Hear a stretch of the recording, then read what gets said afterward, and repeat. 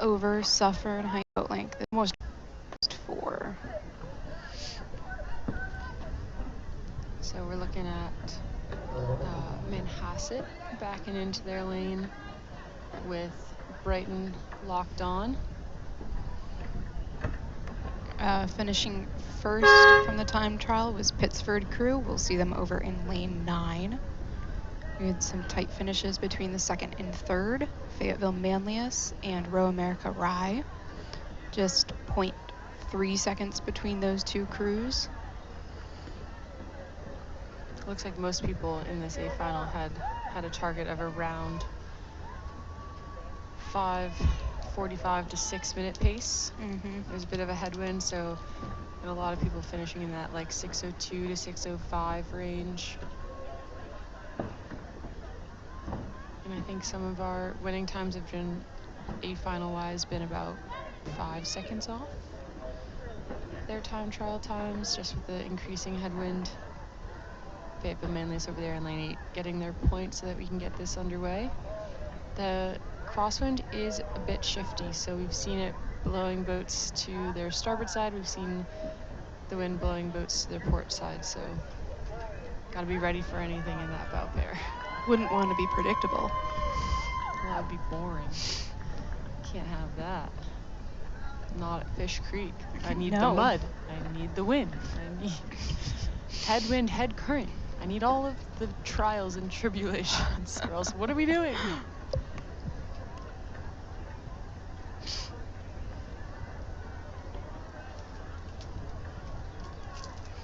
Well, everybody into the stake boats for this race. So that'll be a little bit of a easier start for these athletes. And they're off here. Little delay from that Fayetteville Manlius crew.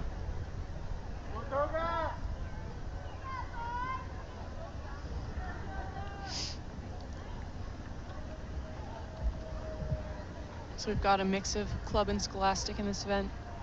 Fayetteville Manlius, Manhasset, Bayshore, and Shaker are all Scholastic entries fighting for that top 3 medal for the Scholastic category. And then Pittsford, Rye, Brighton, Row New York Manhattan, Row America Rye B, all fighting for that club designation.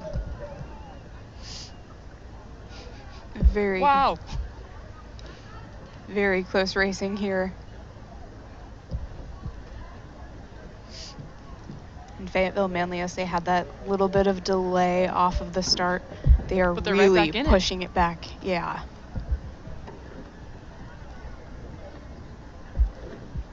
I mean, I would say they're already back in tie for third with lane 5 Brighton.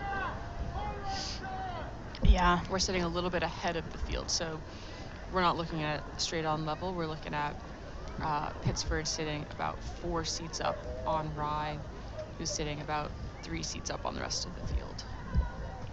Yeah, Pittsford finding an aggressive base rhythm early on here, trusting what they did in the time trial, I'm sure, and wanting to execute something very similar now.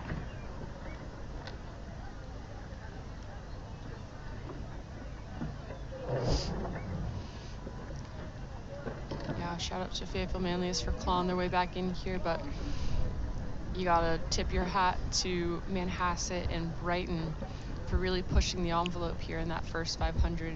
It's pretty much dead level tie for that 3rd place position early on. I would say Fayetteville Manlius is really clawing their way, trying to get through those crews, but Manhasset and Brighton not giving it over easy. Good look at these conditions here. The 4 is a super challenging boat to set as is in flat conditions, and so in this choppy headwind, sometimes do you think the boat feels more stable in a headwind or a tailwind? There's probably a tipping point both ways, but I usually think it feels more stable in a headwind. I have said earlier today that I am a headwind athlete. That is my preferred wind type. Got it. But I think you just have the wind pushing back against you, and it just feels more stable, as opposed to in a tailwind, you're trying to almost keep up with it because it pushes the boat a little bit faster. Yeah. So all these athletes dealing with those conditions, with crosswind, with bumpy water, it's really important to get clearance. We've talked about it a lot, but it's easier said than done. Yeah. Handle heights, like how high vertically you carry the handle through the drive and around to the recovery, is not simple. And I think in the four especially, timing comes in huge. If one athlete finishes the drive in a slightly different way than another, it can feel heavy to one athlete and light to another. Yeah. And so making sure the timing's on and the sequencing's together, so that as all athletes kind of complete that arm draw, that last stage of the drive, everybody's pulling into the same point, kind of like right above your belly button, and then tapping down and around. A lot of coaches call it like a tennis ball or a letter C in front of the torso, so that it's not like the erging straight in, straight out. In the four, especially in choppy water, everybody's got to tap down and pull in high so that everybody gets clearance. But the water's definitely getting better in this last 500. Bless. That is Thank goodness. definitely something to look forward to, Up at the start, the wind has a long time to go down the course. Right, and like so it builds, accumulates. Yep. And then when you come down to the finish, you can say, oh, my last 500 is going to be my fastest. Maybe because that's already your race plan, but then because the water's a little cleaner. Right. So coming into the last 250, another look, Pittsford extending their lead here. It's not a matter of if, but by how much. And then Rye sitting in that second club place. And it looks like Brighton is maintaining that last club finish, but Row New York Manhattan definitely not letting up here. Hungry for that podium finish, that, hardware. We love to see it. And then Fayetteville Manly is currently sitting in third in this field, able to come back from a rocky start. Your favorite for the Scholastic gold medal, but Pittsford overall in this A final. Your boys, junior U17 Cox 4 champions. Really had to work for it. They did, but they just kept opening up that gap over the rest of the field. And the contentious one here is going to be between Brighton and Row New York, as Row America Rye, Fayetteville Manlius, and Manhasset come through. So close for the bronze medal, Brighton and New York.